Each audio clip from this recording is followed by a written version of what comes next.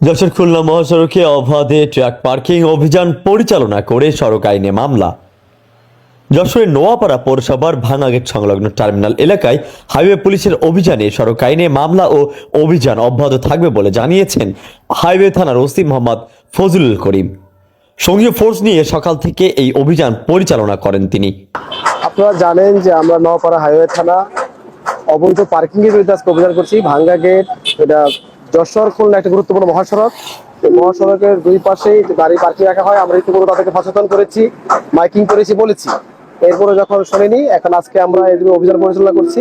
আমরা যে গাড়িগুলো পেয়েছি রাস্তার পাশে থেমেছিল, অবস্টাকল ক্রিয়েটিং, যানজট তৈরি করে, এই জন্য আমরা আজকে অভিযানের মূল্য মামলা দিয়েছি এবং আমরা আমাদের এই অভিযান অব্যাহত থাকবে।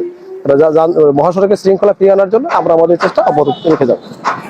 উল্লেখ্য যে নোয়াপাড়া ভাঙাগেট সংলগ্ন টার্মিনাল এলাকা, আলিপুর, চেঙ্গুটিয়া, এদিকে সর্দার মিল, পাঁচকবর, ধোপাদি মোড়, বেঙ্গল ও নোয়াপাড়া বাজারে অবাধে লোডকৃত ট্রাক ও খালি ট্রাকের পার্কিং থাকায় প্রায়শ ঘটে দুর্ঘটনা, যার পরিপ্রেক্ষিতে গাংচিলে একাধিকবার সংবাদ প্রকাশ হলে আজই তার পরিপ্রেক্ষিতে অভিযান পরিচালনা করে।